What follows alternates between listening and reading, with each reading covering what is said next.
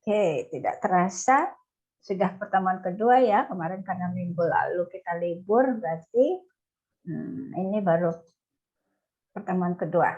Tapi tidak apa-apa. Kalau yang kelas lain kan pas Jumatnya nggak libur, jadi pertemuan ketiga. Nanti kita ganti. Dan saya minta maaf, saya mendapat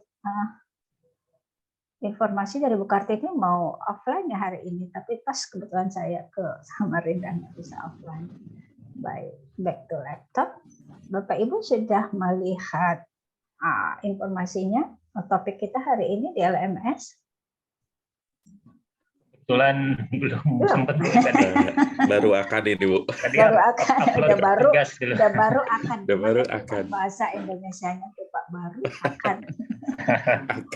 Kalau baru tuh bahasa Inggrisnya kan past participle ya. Yes.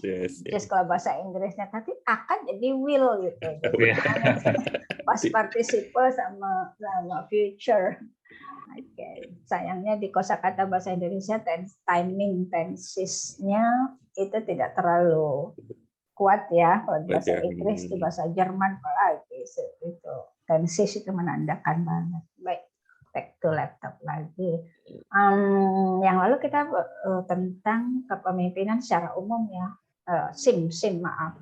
SIM, Sistem Informasi Manajemen secara umum. Hari ini kita sedikit menukik masuk ke manajemen sekolahnya, gitu ya. Apa sih SIM di manajemen sekolah itu? Sebelum kita masuk ke topiknya,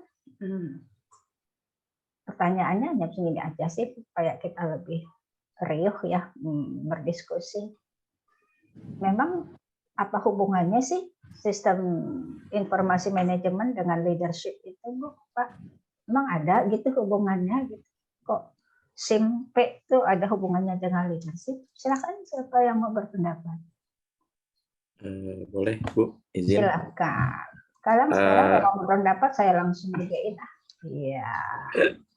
Kalau menurut saya hubungan antara leadership dengan SIM itu ya, yang paling signifikan sih untuk meningkatkan efektivitas dan efisiensi ya dalam kepemimpinan tentunya, karena dengan sistem informasi dan manajemen, tugas-tugas dari seorang pemimpin akan bisa dikerjakan secara lebih efektif dan secara waktu pun akan lebih efisien.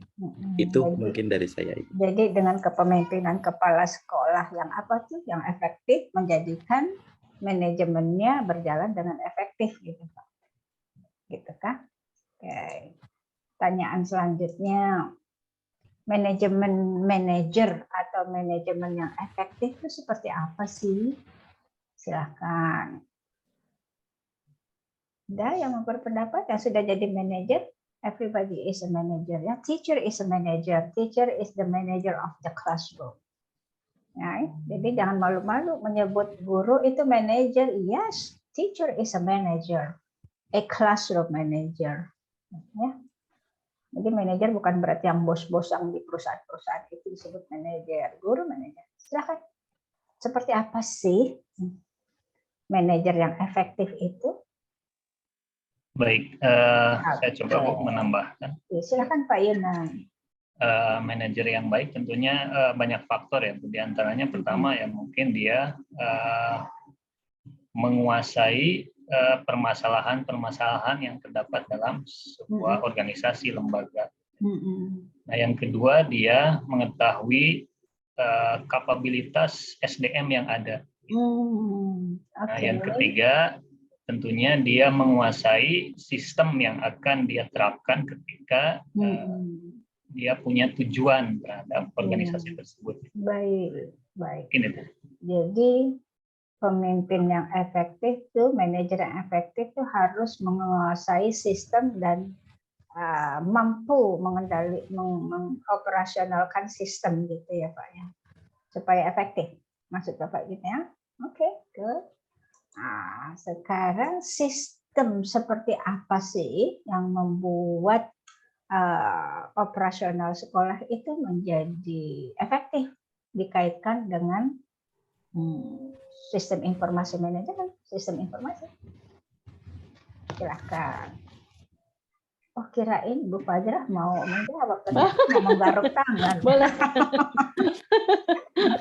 Mau jawab Boleh, Ibu Bu, Fajrah? Oh, menambahkan. silakan. Mungkin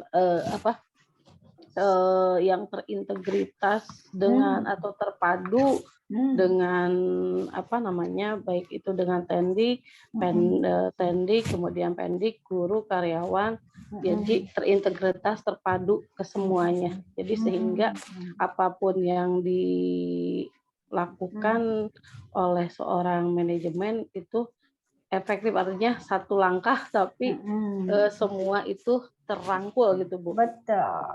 Iya. Oke, good Ibu. Kita punya tadi ada 4 atau 3? Sudah 4 atau 3 tadi yang jawab 3 ya? Oke. Tadi satu kata kunci dari Pak Diatiko adalah apa Pak Diatiko tadi kata kuncinya? Sangkut pautnya antara kepemimpinan dan MIS itu harus efektif gitu ya. Ya, efektif ya. Menjadi efektif dan efisien. Efisien. Kalau udah efektif pasti efisien gitu ya. Efektif. Pak Yunan tadi kata kuncinya bisa kita tarik apa? Ada 3 hal, Bu. Yang pertama seorang manajer atau kata kunci aja, ambil kata kunci. Kata kuncinya dia menguasai lalu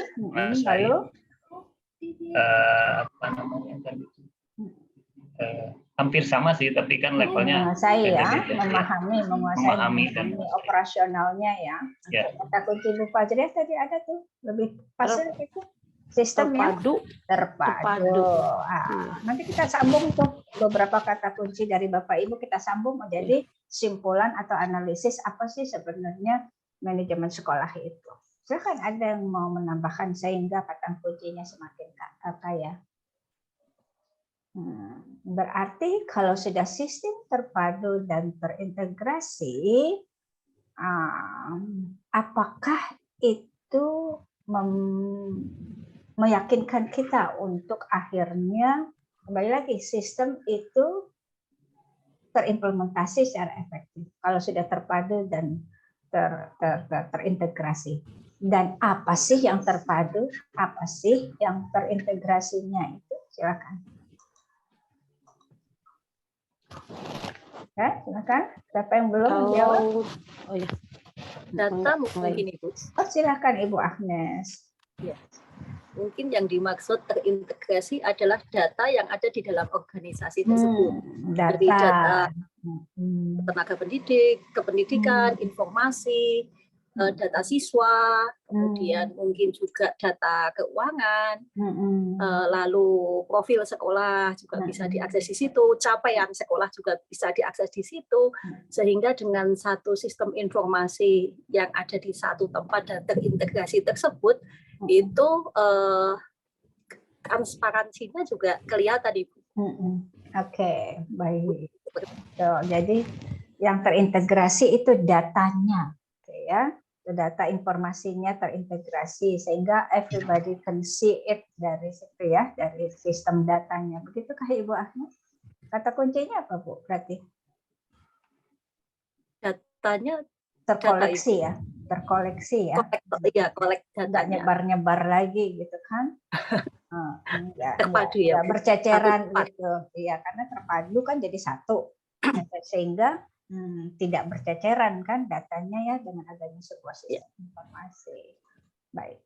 Apabila sekolah sudah menerapkan sistem informasi manajemen, apa sih yang diperlukan oleh seluruh komponen sekolah sehingga implementasinya berjalan sekali lagi efektif dan efisien? Silahkan. Siapa yang belum berpendapat?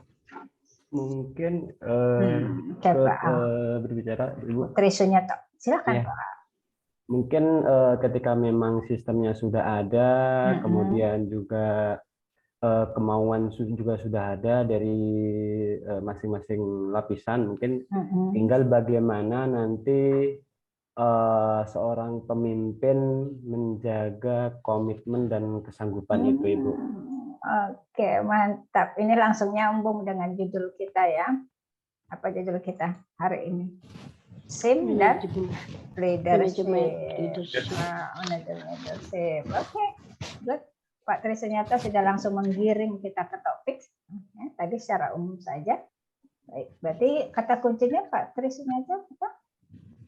Komitmen ya Bu? Komitmen dari si leader. Lebih kepada leader tadi Bapak ya, belum ke semuanya ya seluruh komponen. Dan seluruh komponen itu tergantung dari leadership si leader itu. Oke, udah sampai sana tuh. Tapi masih tersisa 4 lagi yang belum menjawab, berarti saya harus membuat pertanyaan 4 lagi gitu ya. Oke. Berarti leader yang tadi itu yang berkomitmen. Nah, kalau pada era sekarang itu kepemimpinan seperti apa sih? Dan gaya kepemimpinan seperti apa sih yang bisa mampu menunjukkan komitmen yang tinggi, terintegrasi dengan SIMP, Sistem Informasi Manajemen Pendidikan. Silakan. Leadership semacam apa yang harus dipunyai oleh seorang leader pada era ICT ini? Ya kan? Kepemimpinan transformasional mungkin karena sifatnya akan memotivasi atau memberikan ilham gitu, mengilhami gitu kan. Oke, good. Ya, jadi kepemimpinan yang lebih dekat dan yang lebih tepat itu kepemimpinan transformasional ya. Oke, Mbak Ina. Yang lain ada lagi yang belum bersuara? Nah, kepemimpinan yang mengajak bersama-sama. Ajak, ayo let's go, gitu. Let's do it. Ayo maju gitu. Kayak lagu ya, ayo maju. Ayo maju. Iya, bisa menambahkan Ibu? Silahkan Ibu Anita. Iya, kepemimpinan mungkin yang bisa menginspirasi dan memotivasi. Jadi bisa mengikuti perkembangan zaman. Jadi memotivasi bawahannya, kurang lebih begitu Ibu. Terima kasih. Inspiring and motivating ya Bu Anita ya. The leader who inspire and motivate. Nah, ada istilah yang lebih keren nih daripada ngomong bawahan. Soalnya kalau bawahan bisa rock ya. Apalagi bawahan, apalagi partner, rekan kerja. Nah itu dia. Kalau bawahan orang kadang ada asumsi kayak rock. Orang kan kalau cewek bilang bawahannya tuh nggak pas tuh gitu, rocknya gitu kan. Nah ada sistem yang istilahnya di manajemen itu kalau bawahan itu subordinat. Keren kan? Subordinat. Kalau atasan, nah atasan bisa ke meja, bisa bus. Gitu kan? Jadi bahasa kerennya kalau atasan itu superior. Kalau atasan langsung direct superior. Kalau bawahan itu subordinat. Lebih keren ya, udah dapat ya. Besok-besok jangan bilang bawahan nama atasan lagi ya. Udah naik kelas sekarang istilah pembahasan. Thank you Ibu. Ini bukan buat Anita semua, nggak apa-apa Bu Anita tadi kan namanya juga biasanya. Angkir semangatnya loh itu Bu. Tapi nggak apa-apa emang banyak orang bicara gitu bawahan saya, bawahan bawahan apa gitu kan. Atasan saya. Celana nanti ya Bu. Meja. Wah ya ada ya. Direct superior dan subordinat gitu. Oke. Baik. Nah, sekarang karena sudah berhubungan dengan bawahan-bawahan tadi, pertanyaan selanjutnya adalah leader udah harus transformasional, sudah harus inspiring, sudah harus motivating. Nah, kan bukan hanya leader dan yang begitu, bawahan subordinat harus apa coba? Oke, silakan. Siapa yang belum? Pak Fadlil, Pak Syahrul, silakan. Bu Sulis, silakan. Siapa lagi? Pak Syahrul, Bu Sulis. Halo.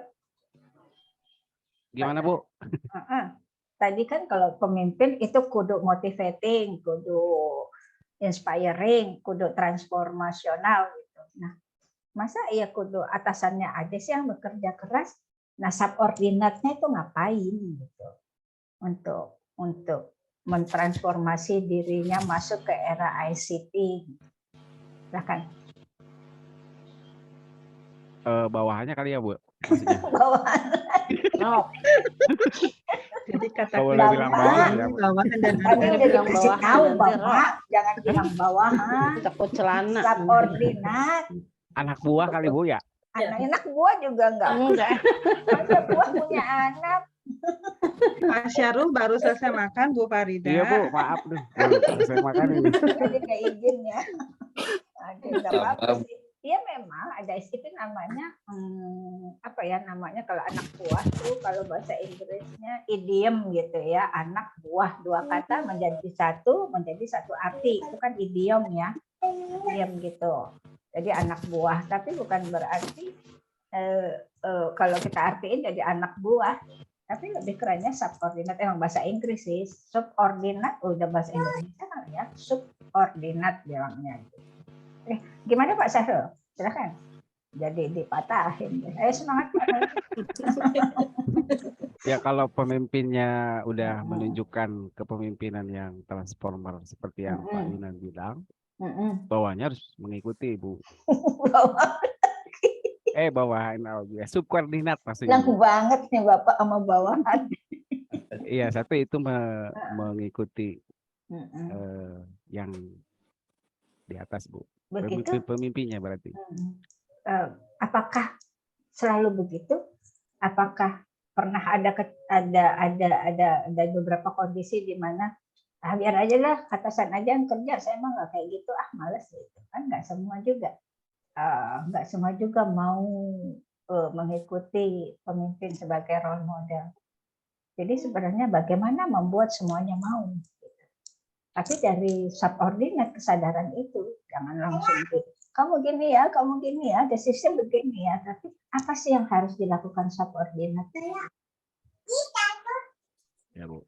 Ya mereka mau berubah, mau mengikuti, mau berubah atau tidak. Kalau misalkan mau tetap saja di jalan di zona nyaman mereka, ya akan seperti itu, tidak akan ada perubahan atau tidak akan ada perbaikan.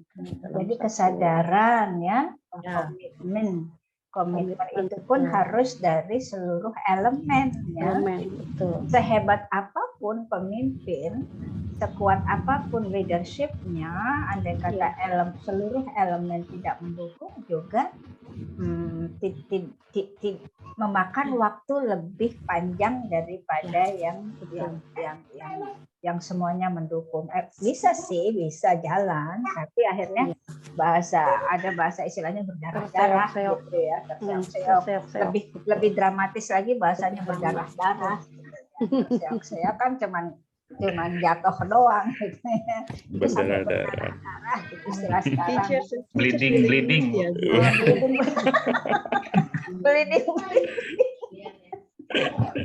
Aduh, Yang pasti harus ada keinginan ini ya, mau belajar terus begitu ya Bu Farida. Ya, betul. Jadi jangan ada di zona nyaman. Betul. Nah, itu memang kadang komitmen itu terbangun dari pemimpin ya, dengan tadi itu inspiring, motivating, terus lagi role model, dia pun harus integrity lah, maksudnya apa yang dia ucapkan sama dengan apa yang dia lakukan, itu namanya integrity. Punya integritas tinggi, maksudnya apa yang dikatakan itu dia juga lakukan, jadi tidak hanya 5 jarinya aja nunjuk gitu, tapi dia tidak pernah nunjuk ke dirinya sendiri. Itu integritasnya. Kalau sebaliknya gimana Bu? Sebalik gimana tuh? Atasan bawah lagi. Pemimpinnya maksudnya tidak itu inspiring. Sebagai inspiring. Jalan di tempat. Sebagai bukan bawahan tadi. Subordinatnya kita harus melakukan apa gitu. Gitu ya. Baik.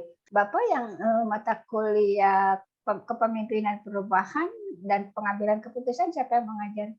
Pak Sumardi. Biasanya udah diajarkan ya, sudah ya masuk ke tipe-tipe kepemimpinan ya.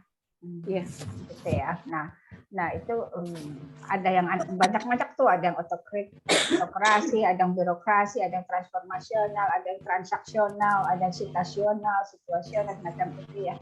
Nah Artinya apa? Berarti ada lalu dibicarakan juga teori administrasi. Administrasi adalah sekelompok orang yang melakukan, mengimplementasikan sebuah proses pengelolaan kan gitu. Berarti kan ada sebuah koneksi antara seluruh komponen ya. Andai kata pemimpinnya tidak begitu, memang nggak boleh subordinat bersuara di dalam diskusi-diskusi. Boleh nggak? Boleh. Nah, disitulah titik rawan, bahwa saya bilang rawan karena subordinat merasa saya nggak punya hak untuk mengatakan apa-apa, biarin aja.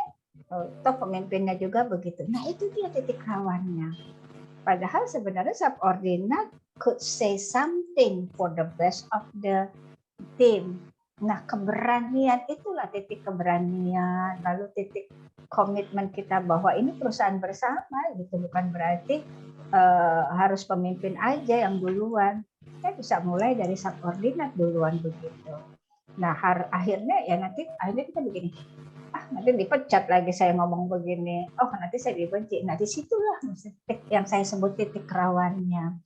Akhirnya seseorang itu memikirkan dirinya sendiri, tapi dia tidak memikirkan keseluruhan dari organisasi itu. Kepentingannya hanya kepentingan diri sendiri. Itu makanya saya bilang titik rawan. Terkesan kegagalan tim itu hanya pada pemimpin. Padahal sebenarnya bayangin, subordinatnya ada 10, pemimpinnya 1. Masa kalau logikanya masa sih kalah sih yang 10? Ya, yang penting kita kan bicaranya sopan. Yang penting kita bicaranya pakai teori, ada landasannya. Tidak hanya komentar komplain aja. Bapak kok gini sih? Tapi kita harus punya sebuah landasan berpikir. Itu baru keren. Itu Pak. Jadinya ya kalau pemimpin begitu, subordinat punya hak untuk berbicara untuk kelangsungan. Nah, nanti kalau bicara tentang teorinya Peter Senge yang budaya organisasi, learning organization, semua harus menjadi pembelajar, bukan hanya atasannya. Nanti kalau Bapak Ibu buka teorinya Peter Senge tentang learning organization, itu banyak sekali menjadi judul-judul di tesis. Itu mengatakan ada team learning, ada berpikir kesisteman, ada 5 kunci ya. 5. Nanti baca ya Peter Senge ya. Pernah dengar? Siapa yang pernah dengar? Saya belum ya? Baru dengar ya. Tulisannya gini ya, saya tulis ya. Peter Senge. Mungkin orang Perancis, E-nya pakai begini. Bukunya itu learning, teorinya maaf. Learning organization dan 5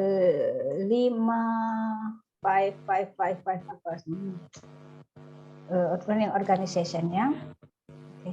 Nah, kita lihat. Nah, di situ mengatakan bahwa semua komponen harus team learning, harus berpikir kesisteman. Kalau kita berpikir sudah nanti gaji saya dipotong lagi, nanti saya malah dipecat, itu namanya nggak berpikir kesisteman ya.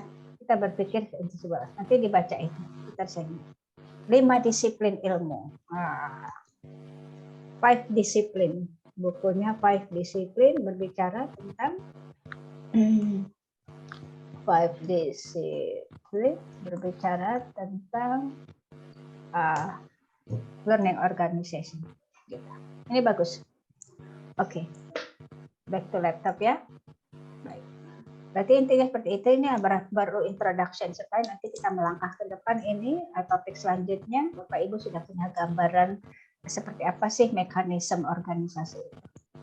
Saya akan berbagi slide ya.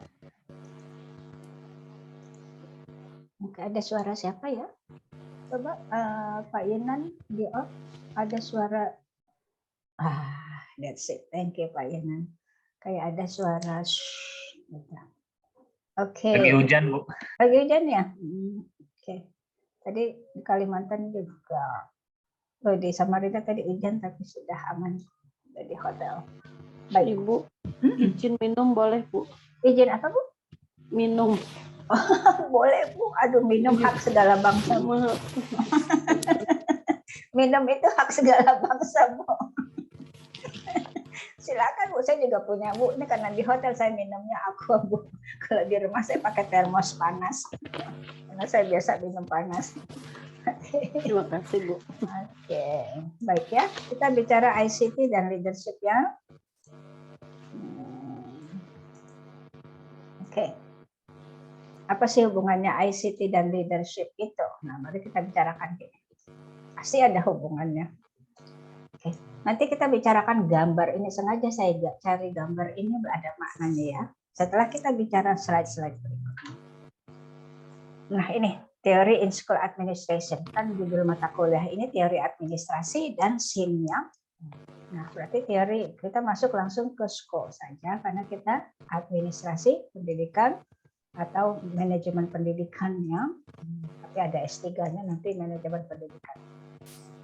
Jadi secara teoretikalnya dulu bisa disebut administrasi, tetapi has shifted menjadi kerennya sekarang disebut manajemen. Makanya kalau ada orang ditanya gini, kamu kerja apa? Ah, cuman administrasi doang gitu.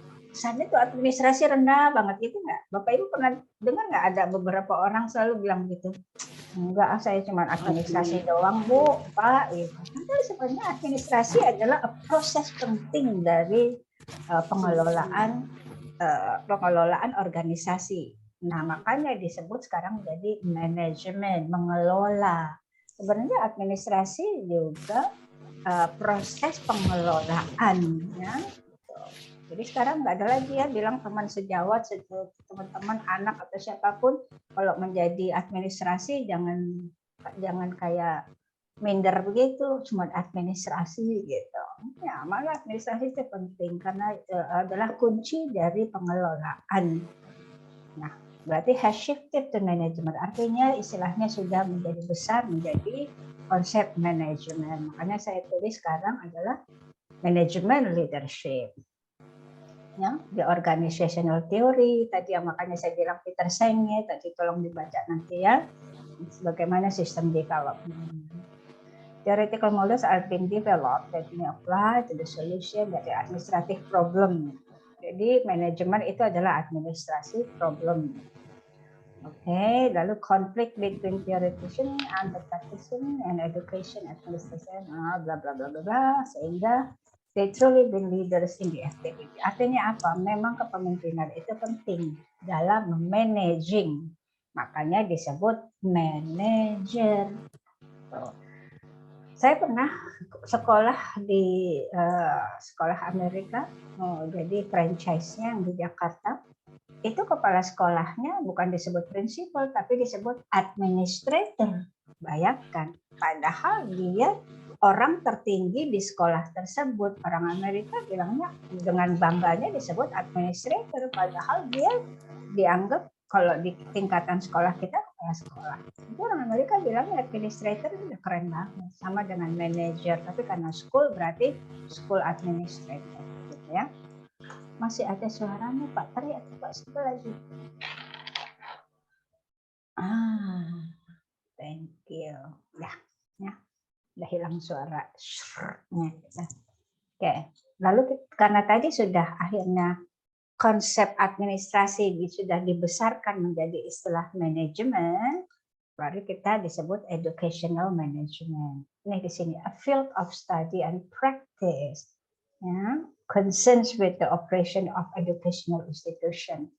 Jadi yang terkait dengan proses pengelolaan pendidikan itu disebut educational management. Ini teorinya Bush. Nah, seperti apa sih manajemen itu berproses? Ini teori manajemen. Ini teori administrasi, manajemen function. Fungsi dari manajemen adalah selalu apa Bu? Bapak Ibu mulai dari apa? Berarti dimulai dari apa? Fungsi dari manajemen? Planning dulu, lalu organizing.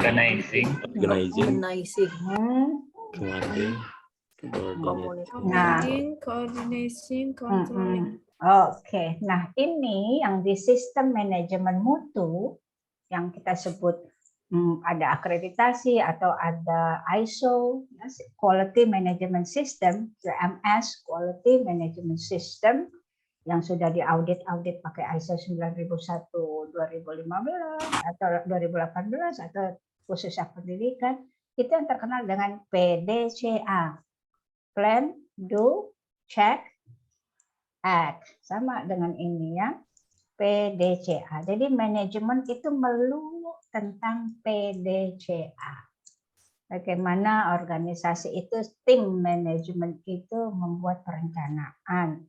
Lalu ditata perencanaan seperti apa? Ya dituliskan dong, diorganize dong. Bisa diorganize-nya langsung dimasukkan ke dalam strategic action plan. Gitu ya, diorganizing-nya masukkan ke dalam strategic action plan.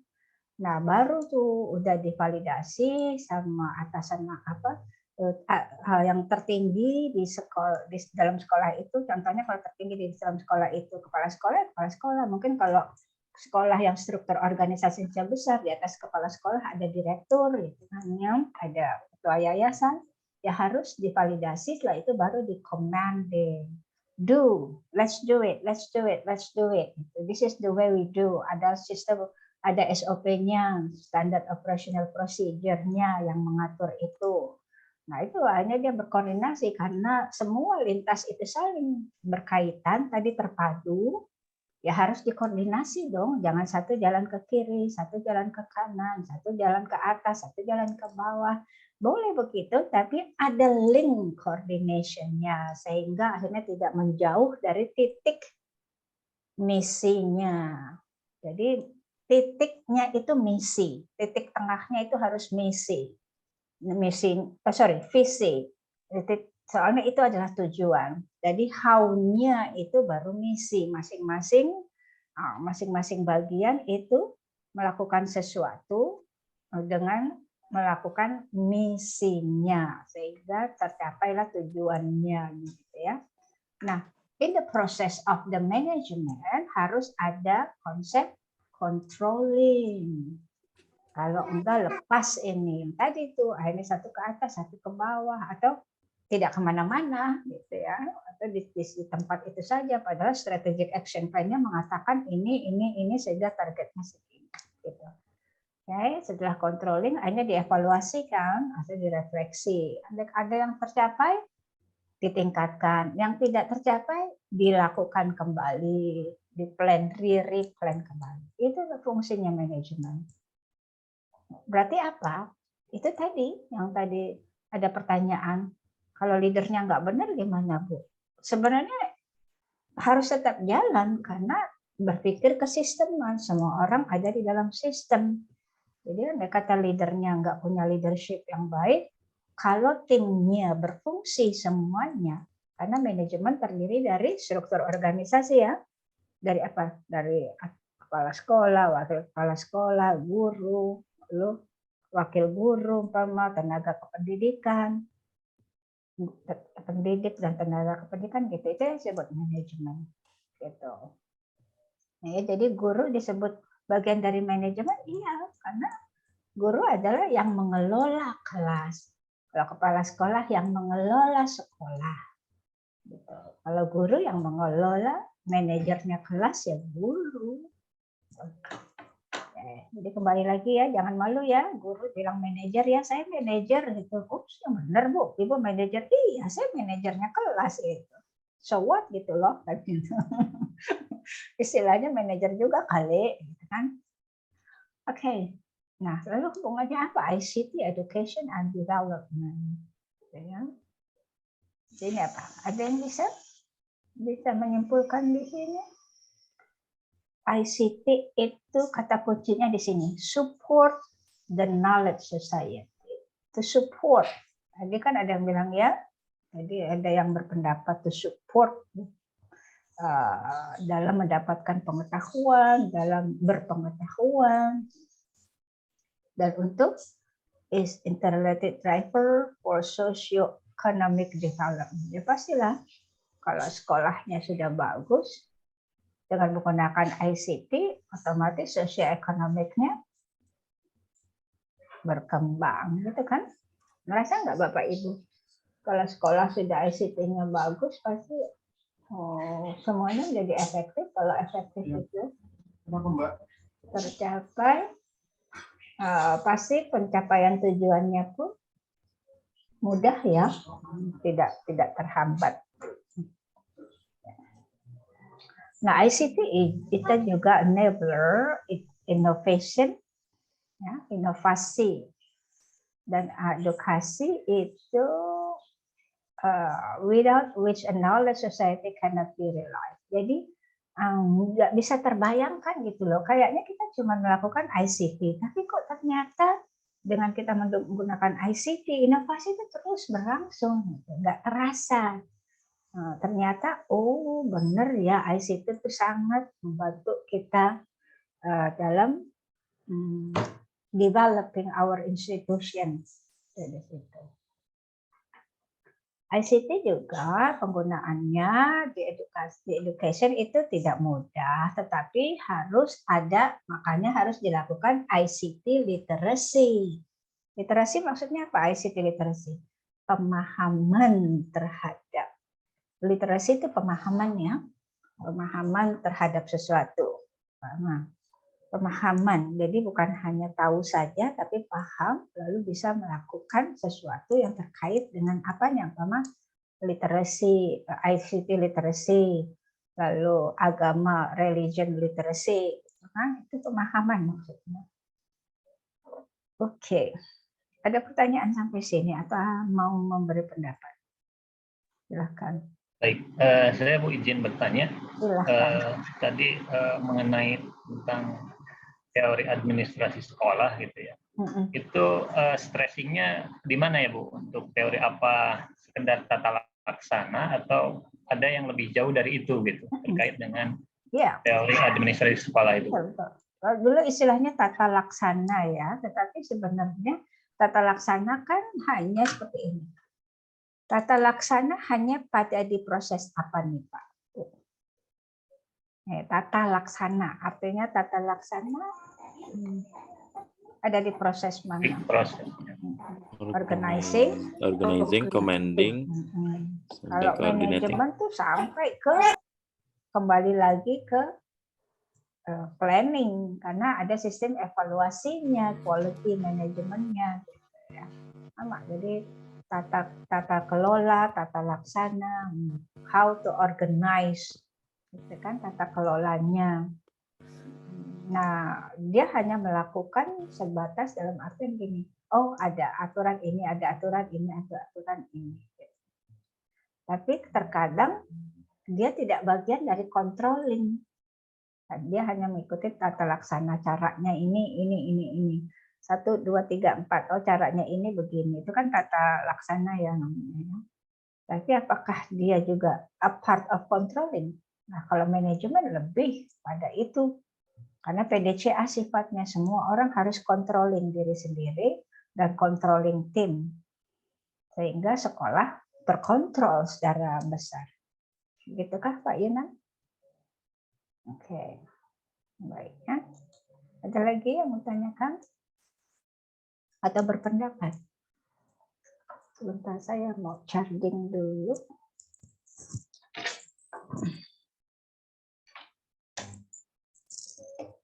Ya. Nah, dengan cara apa sih akhirnya SIMPE itu harus dilakukan di sekolah? Ya, inovasi sudah kata kuncinya di ICT practice harus dilatih. Karena ICT itu selain pengetahuan juga keterampilan. Kalau pengetahuan tuh bisa hanya dibaca, dihafal gitu aja ya, dipahami. Tetapi kalau keterampilan harus dikerjakan, dilakukan, dikerjakan gitu ya. Nah, makanya harus practice, kata kuncinya ICT practice-nya. Seperti apa sih? Udah literasi, akhirnya tahu how to do it-nya. Udah paham, tahu how to do it. In practical situation. Nah, juga harus membangun ini pemahaman dan penguasaan, dan bagaimana juga dia memimpin dirinya sendiri. Kalau ICT itu dapat membantu pekerjaannya dia sehingga dia paham dan dia bisa menggunakan tanpa disuruh-suruh lagi. Ya, stakeholdernya sekolah siapa saja, Bapak Ibu? Stakeholder sekolah dan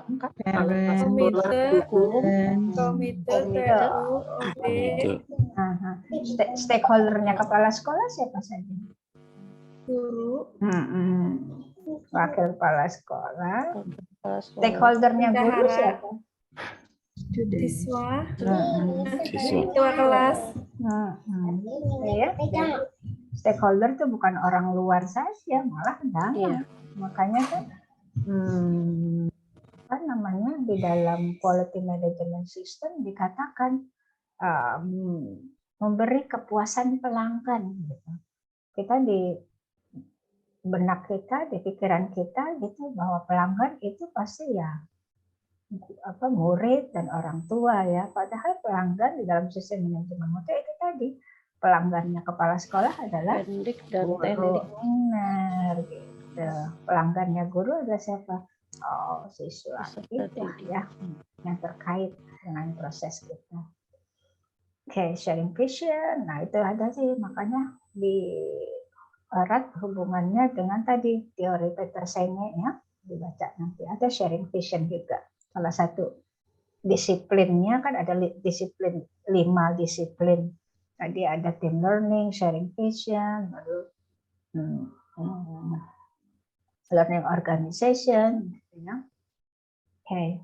Ensure the training. Nah, karena skill sifatnya selain literasi harus training and training and training. Nggak bisa kita literasi ICT itu hanya membaca teori saja. Dia harus skills, harus how to do it.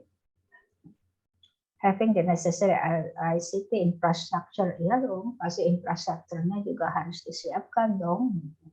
Masa mau Zoom tapi nggak punya internet kan nggak mungkin ya. Nggak punya, mau siswa atau guru-guru mau eksplorasi, mau bikin lesson plan, mencari datanya nggak bisa download di sekolah kan nggak mungkin. Berarti harus infrastruktur juga. Oke. Akhirnya kalau ICT juga berpengaruh pada knowledge about leading change, organization knowledge, otomatis deh kalau kita sudah ICT itu pasti untuk mendapatkan informasi dengan cepat sehingga menjadi organizational knowledge dan juga pedagogical knowledge. Artinya apa? Bisa tahu pendekatan mengajar, pengetahuan terhadap apalagi teknologinya itu sendiri. Intinya adalah ICT dan leadership ini hubungannya seperti ini, di mana harus ada inovasi, di mana harus ada koneksi antara teachers dan student. Nggak bisa teachers monolog atau cuma memberi informasi aja tanpa student juga berfungsi untuk berpendapat atau menggali, men-searching, mengeksplorasi. Nah, kalau udah ada inovasi yang dilakukan oleh teacher student tadi berpengaruh pada teacher student, artinya quality of education meningkat gitu ya. Nah, kalau quality of education otomatis environment-nya juga berpengaruh. Kalau sudah environment berpengaruh, semuanya social culture, sosionya banyak, komunitas lebih luasnya. Jadi intinya betapa pentingnya ICT itu dan bagaimana pemimpin bisa menggerakkan manajemen itu berlandaskan ICT. Makanya disebut ICT dan manager leadership. Nah, sekarang pertanyaan saya, apa yang Bapak Ibu baca dari gambar ini? Silahkan, Bapak Ibu tangkap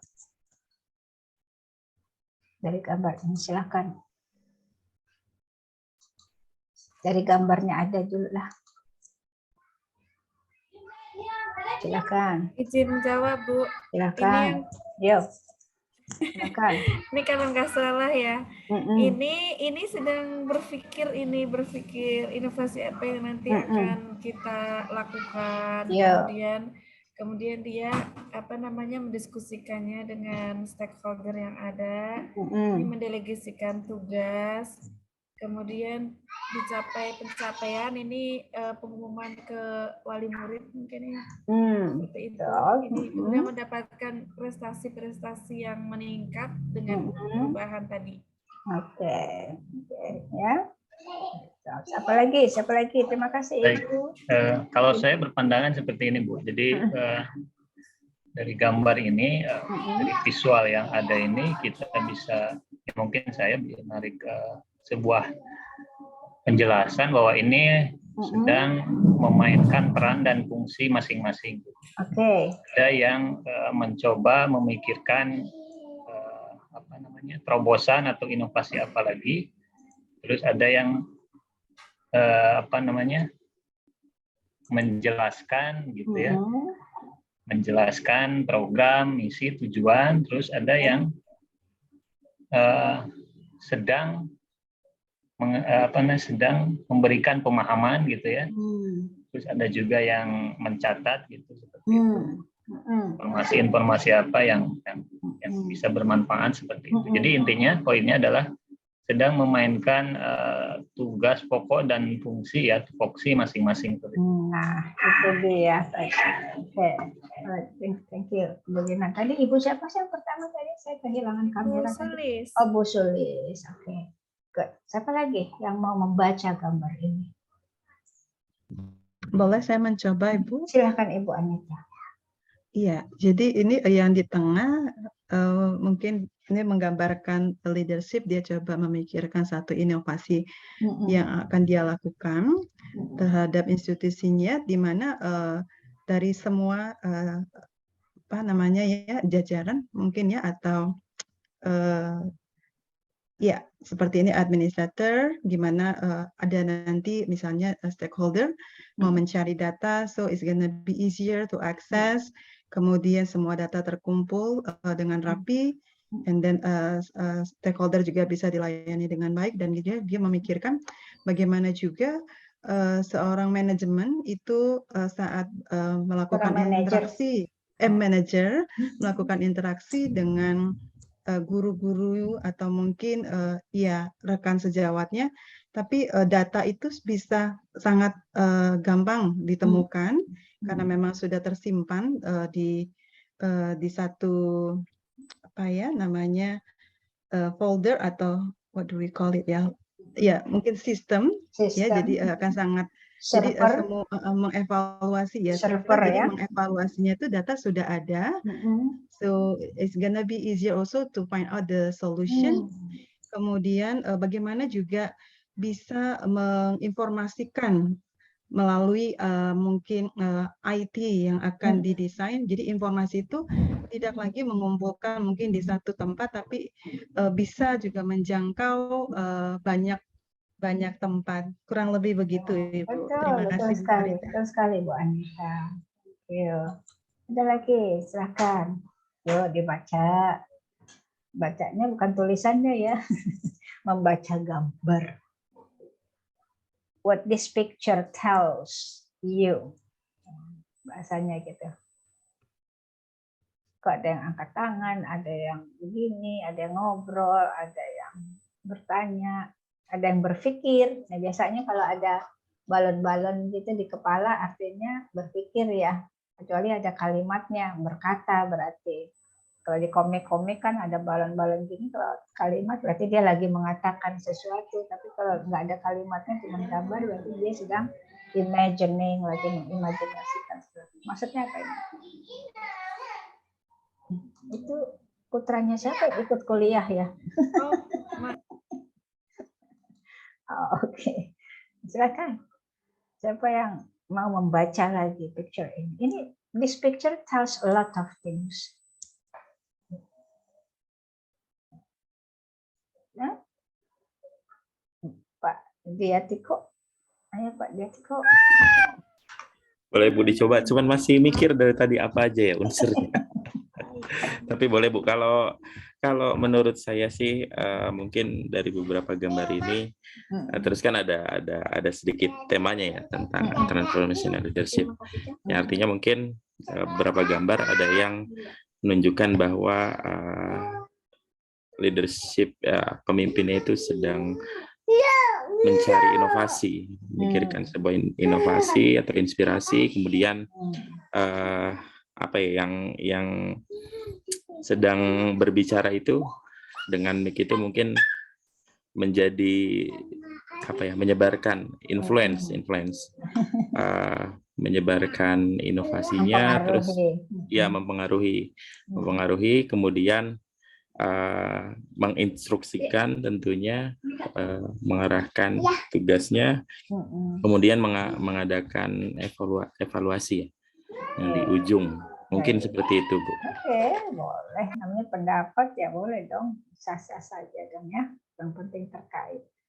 Ada lagi, silakan siapa yang membaca gambar ini.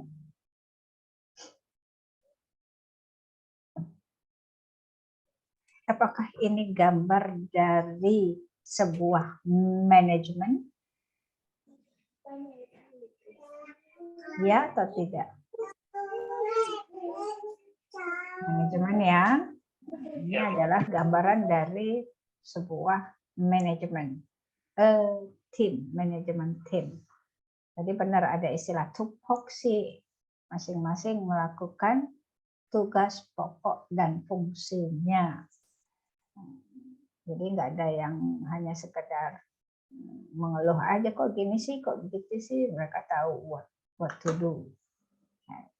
Nah, pertanyaan saya sekarang coba di searching. Saya sengaja nggak mau kasih tahu dulu ini, tapi ini terkenal kok. 4I itu apa sih di transformational leadership? Ada 4 kata kunci di dalam transformational leadership. I-nya itu ada 4 I. Coba silakan apa saja sebagai pemimpin yang bergaya transformasional. Silakan di searching.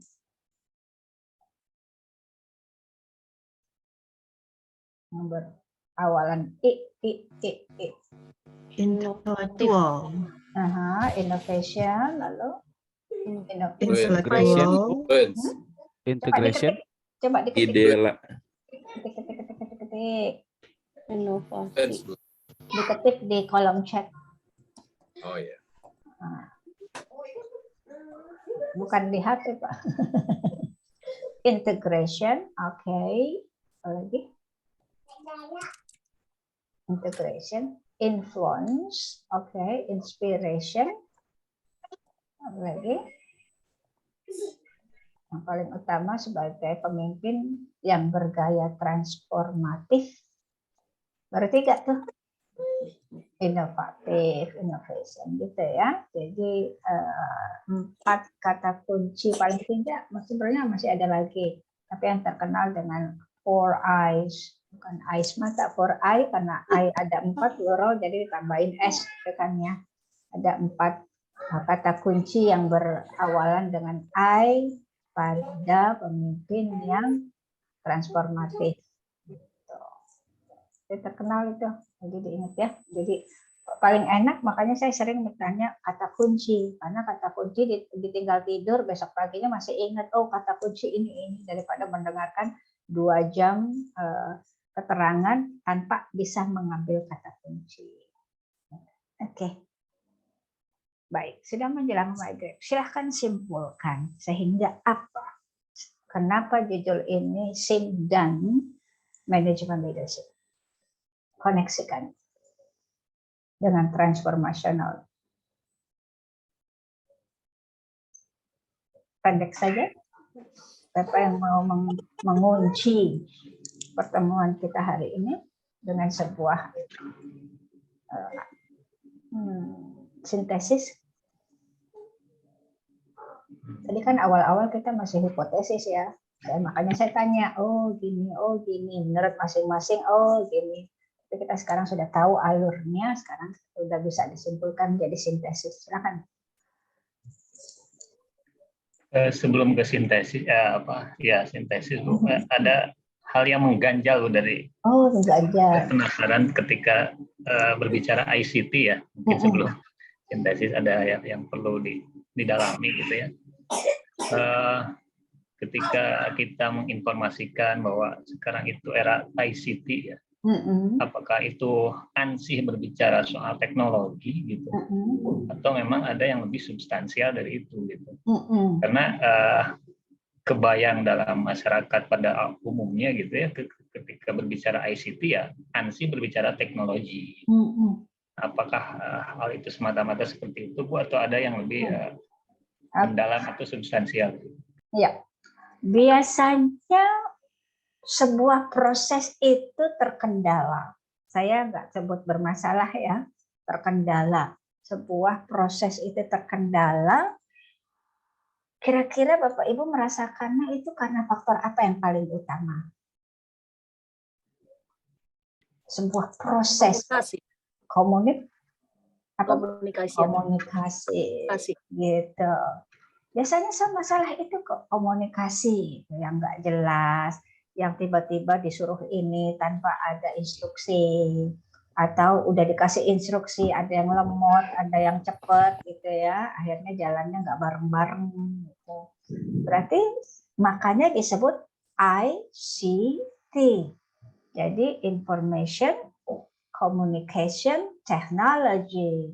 Jadi malah bukan berarti teknologinya, tapi information dan communication-nya itu diefektifkan dengan teknologi, gitu kan? Artinya begitu. Jadi sebenarnya teknologi itu untuk membantu I dan C-nya, gitu Pak, dengan menggunakan teknologi. Gitu. Jadi kita bukan mempelajari teknologi, gitu. Kita lagi menggunakan teknologi untuk mengefektifkan I dan C-nya itu, sehingga managerial manajemen proses sekolah itu akhirnya tadi ujungnya efektif dan efisien. Kalau sudah efektif dan efisien berarti pencapaian visinya itu cepat gitu ya, dan tidak terkendala, kan maksudnya gitu. Begitukah Pak Inan maksudnya? Jadi kita bukan belajar tentang teknologi, itu ada ilmunya sendiri, itu ada ilmunya sendiri di ilmu apa tuh, teknik ya, di sarjana teknik itu, teknik komputer, teknik apa. Tapi kalau kita sekolah menggunakan teknologi untuk mengefektifkan informasi dan komunikasi gitu. Sehingga pengelolaan sekolah, school management itu berjalan efektif dan efisien. Dan tadi itu kata kunci dari Bu Fajria, terpadu, terintegrasi. Dulu Bu Agnes bilangnya kececeran gitu ya, berceceran sendiri-sendiri gitu. Sekarang udah nggak lagi berceceran, udah langsung pakai vacuum cleaner dijadiin satu di tempat sama vacuum cleanernya gitu. Gitu ya, kebayang ya. Jadi ICT di sekolah seperti itu. Bukan kita belajar tentang teknologi, tapi kita memanfaatkan teknologi untuk lebih efisien. Ya itu yang miss itu kan, selama ini kan ketika mengenal ICT kadang pemahamannya adalah ya kita harus belajar teknologi gitu. Betul. Itu memang secara keumuman pemahamannya seperti itu. Tadi kan pemanfaatan teknologi, berarti kan teknologi itu bentuknya adalah sebuah sistem gitu ya, sebuah sistem, ada alat gitu. Nah berarti memang secara skill, namanya kita memanfaatkan teknologi itu. Jadi secara skill memang kita harus tahu how to operate-nya.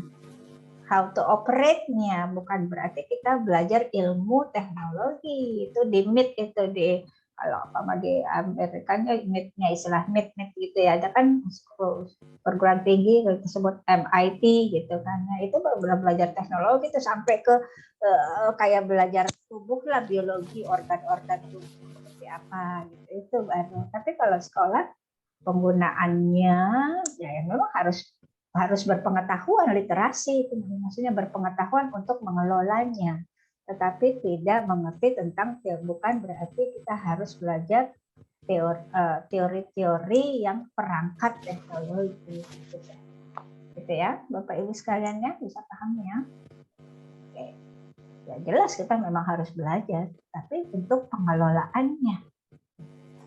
Oke. Ada lagi yang mau menyimpulkan? Jadi simpulan hari ini adalah bahwa boleh saya mencoba, Ibu? Silahkan Bu Anita. Yeah, so maybe I can conclude this meeting is about school leadership meaningful when the leader use of ICT vision.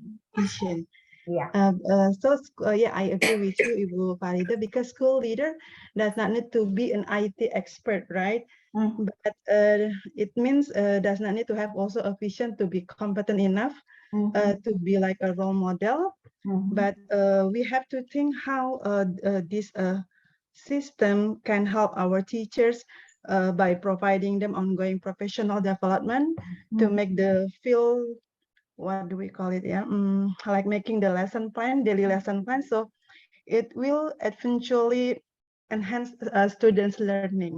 Yeah. That is one of the example maybe can support the learning activities. ICT terkoneksi dengan pembelajaran. Belum lagi ICT terkoneksi dengan keuangan, informasi keuangan ya gitu ya. Thank you Bu Anita. Belum lagi teknologi terkoneksi dengan data pegawai. This is Diphan. Diphan yang tupoksi orang banyak tadi itu ada yang administration yang disebut katanya TU gitu. Saya cuma TU belakang Bu gitu. Jangan malu menyebut TU, penting itu malah tempatnya bank data TU itu mestinya. Pengelolaan datanya ada di tata usaha kan begitu ya. Oke, masing-masing berproses dengan tupoksinya. Itu disebut berpikir kesisteman, system thinking, dan adalah nanti baca ya di teori Peter Senge ya, itu keren banget. Saya disertasinya ambil teori itu tentang learning organization. Baik, kita tutup ya, sudah mau maghrib kan? Kalau saya sih maghribnya udah sejak tadi, malah udah ketinggalan. Soalnya di sini maghrib. Sekarang di sini kan sudah jam 7. Ya, setengah 8 6 kurang 10 Bu. Jam 6 kurang 10. Oh, di sini berarti di sini 7 kurang 10. Di sini hampir ini jam sedang 7. azan di sini Bu. Oh, saya udah ketinggalan azan, tapi nggak apa-apa kan saya lagi perjalanan 1 hari, setelah 3 hari udah nggak boleh ya. Udah 3 hari udah nggak boleh, apa istilahnya?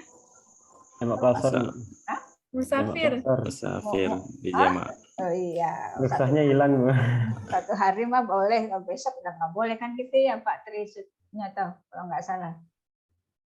Apa itu musafir?